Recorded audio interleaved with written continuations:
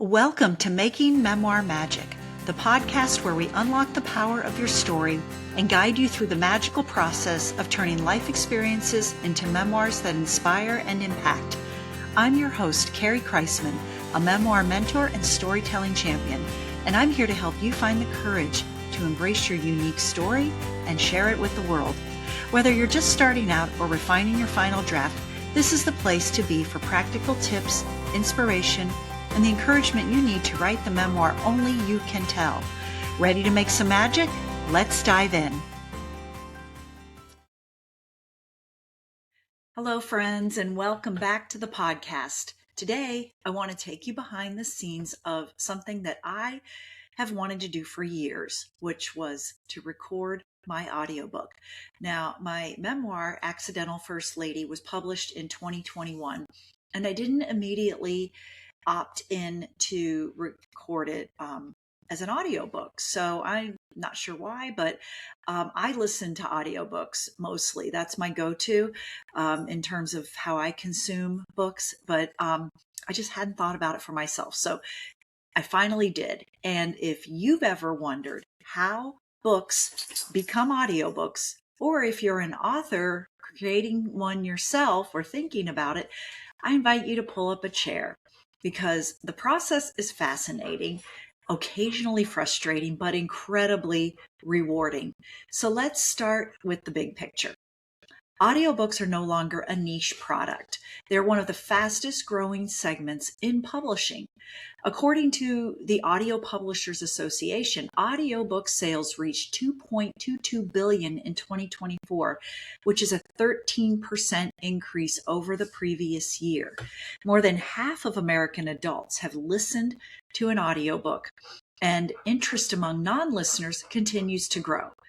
Digital audiobooks now account for 99% of audiobook revenue. So in other words, people are listening. They're listening while driving, walking their dogs, cleaning the house, exercising, gardening, and commuting. Books have escaped the page and found their way into earbuds. And for authors, that's hard to ignore. So naturally, many authors will ask themselves, should I create an audiobook? And for me, the answer was yes. But then came the next question: how? Now, there are several paths that authors can take. And if you're traditionally published, your publisher may manage the entire audiobook production process.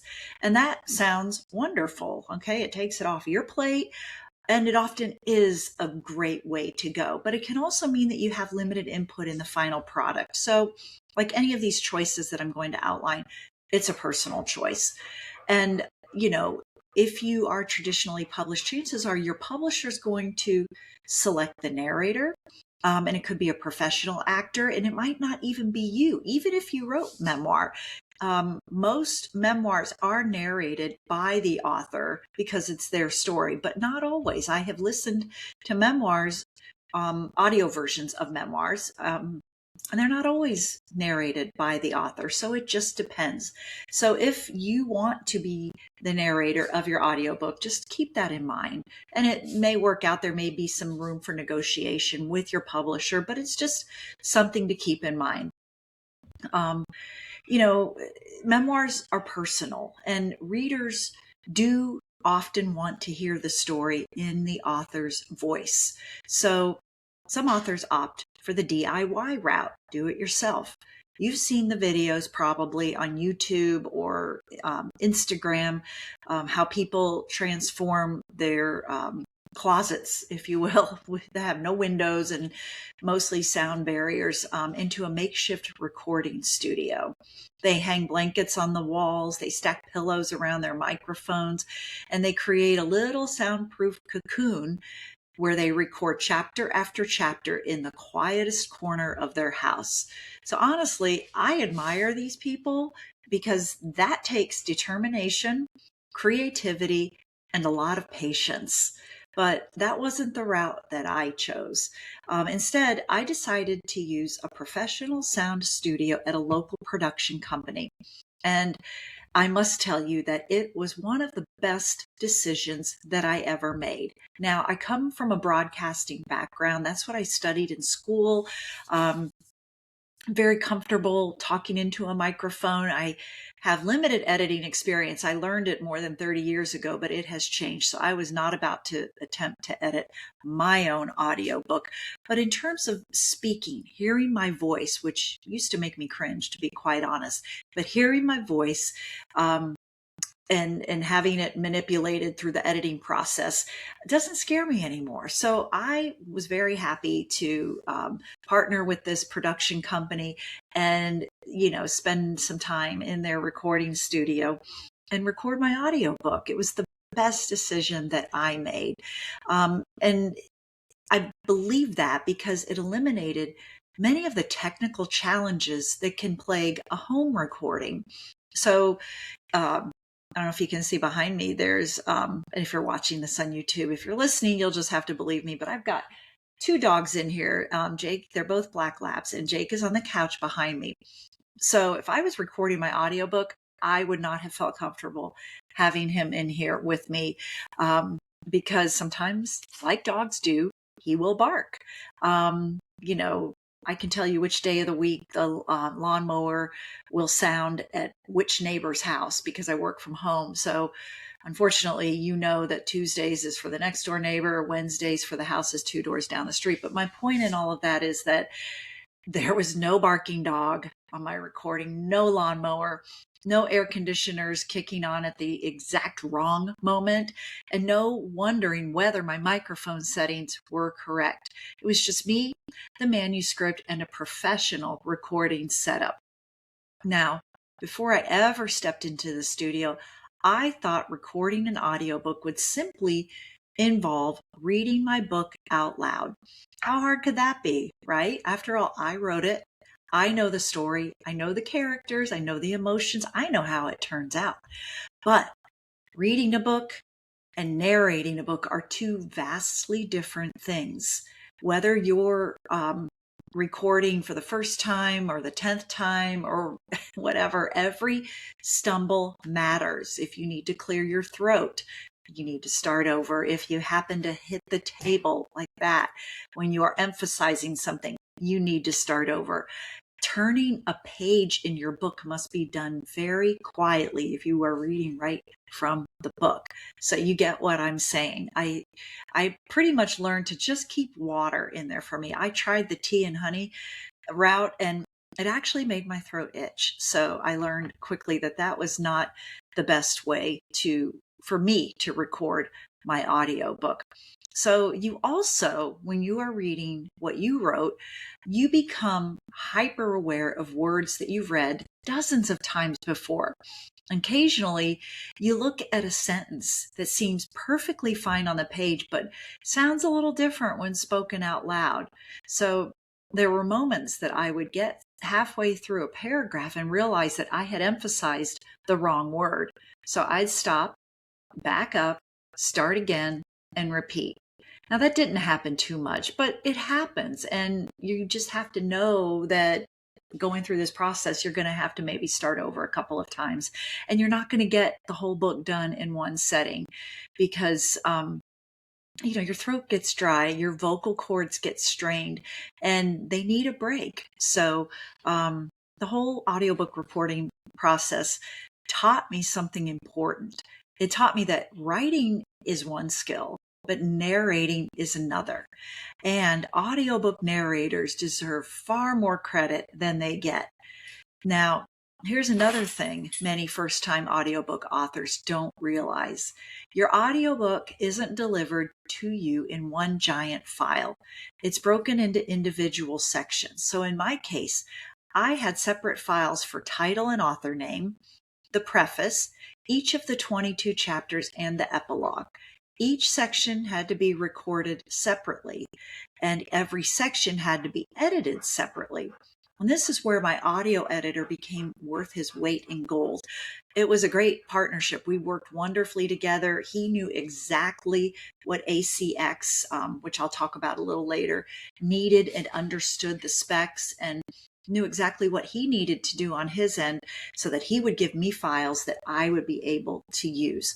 He removed mistakes. He balanced the sound. He cleaned up background noise. He made sure everything met professional standards. Then he sent the completed files back to me, and then they were ready for upload. So now that brings us to ACX. If you're unfamiliar with ACX, it stands for Audiobook Creation Exchange. It's Audible's production and distribution journey platform, and it's owned by Amazon.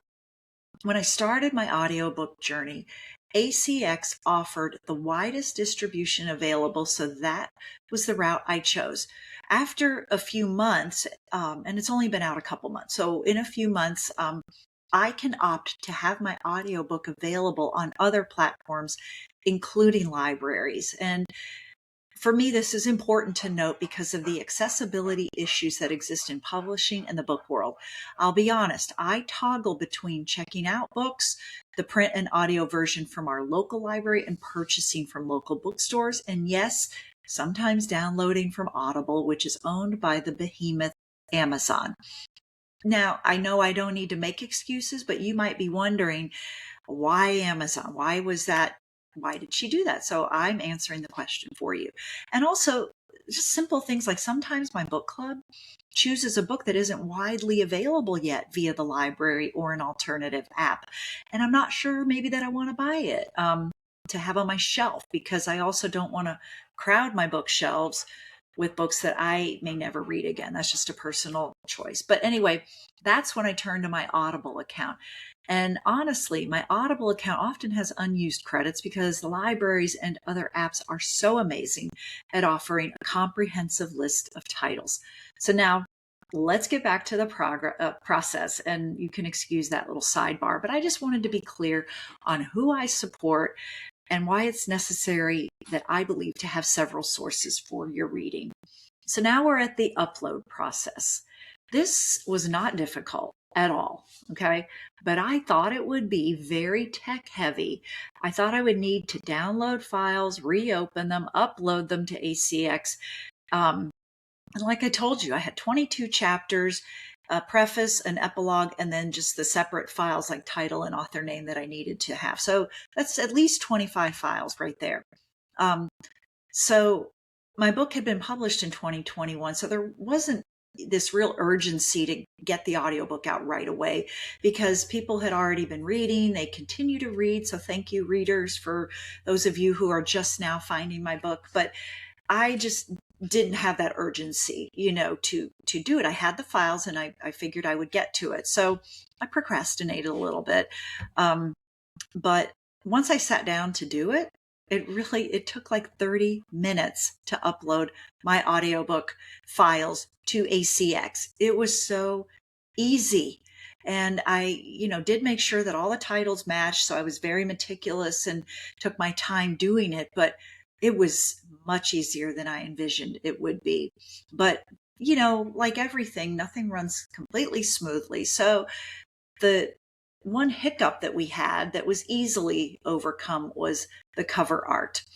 Now, I thought this would be easy because I had a beautiful book cover that I love, and I saw the specs. I thought I could just plug them into Canva, and my 5x8, which rectangular book cover is 5x8 in real life, but still it's a rectangular image. I thought I could adjust it appropriately in Canva to fit the specs, the square specs that ACX wanted. And it wasn't that easy. You can resize your files in Canva, but it would distort the image. So after spending a couple hours, I thought, you know what?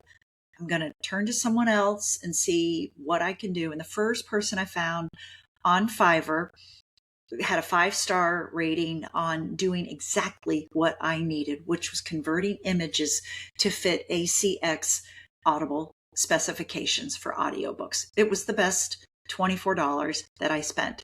And she was a pleasure to work with. Her communication was top notch. She knew exactly what I needed. I didn't have to educate her too much on the process at all.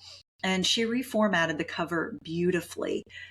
Still, ACX, after a couple weeks of waiting, rejected the cover because they had updated their specifications without telling anyone.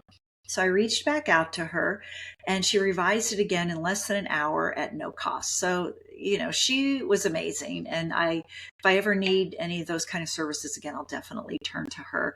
And it was my first time working with someone through Fiverr. So it was a great experience. So within a few weeks, I had to wait another couple weeks, I received via email approval that my audiobook was live. So what a happy surprise that was. And a bonus was that they sent me promotional codes for me to distribute to listeners. So that way they can listen for free. They have to have an Audible account, but they can listen to my book for free and not use one of their credits or pay for it. So they redeem the code. They listen for free, and then I politely have asked them, the ones who've received the codes, to leave a review or at least provide me with feedback on my book. So for a new audiobook, those reviews and early feedback is valuable, just like any reviews. Authors love our reviews, and I try to give reviews now whenever I can because I know how much it means to me. But reviews help readers discover an author's work. They help build credibility, and they provide social proof that real people are listening. So now that the audiobook is complete, what stands out most isn't the technology or the uploads or even the editing, which thankfully I did not have to do, but it was the experience of having my own story come to life. And there's something powerful about listening to words that you wrote. So there's something magical about hearing the emotion behind the sentences. And for memoir authors especially, audiobooks offer something unique. Readers don't just consume your story, they experience your voice. And with memoir, the author's voice is everything. So if you're an author considering an audiobook, my advice is simple. Don't let the process intimidate you. You don't need a Hollywood budget. You don't need a sound engineering degree. You don't need to know everything before you begin. You just need a willingness to learn and let yourself engage with the process and enjoy it. So whether you use a professional studio, a home setup, or a publisher-managed production, there is a path available to record your audiobook.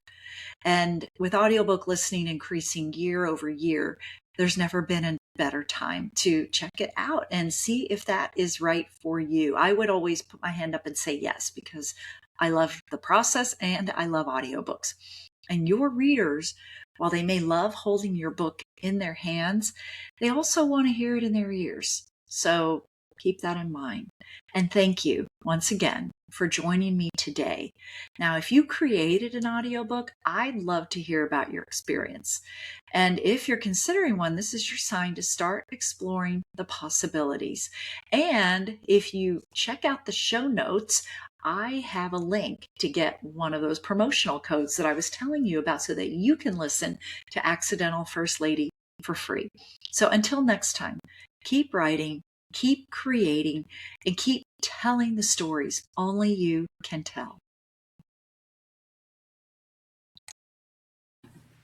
Thank you for joining me on this episode of Making Memoir Magic. I hope today's conversation inspired you to take the next step toward telling your unique story through memoir. Remember, your story matters and someone out there is waiting to read it. If you enjoyed today's episode, don't forget to subscribe and leave a review. It helps others find the show. You can also connect with me on my website at carriekreisman.com, on Instagram at carrie.kreisman, or join my Facebook group, Memoir Magic for Aspiring Authors. You'll get more tips and inspiration on your memoir journey. And each Wednesday, I host a Memoir Magic write-in where you get to join other writers to accomplish the often arduous task of getting words on the page. Until next time, keep writing, keep sharing, and keep making memoir magic.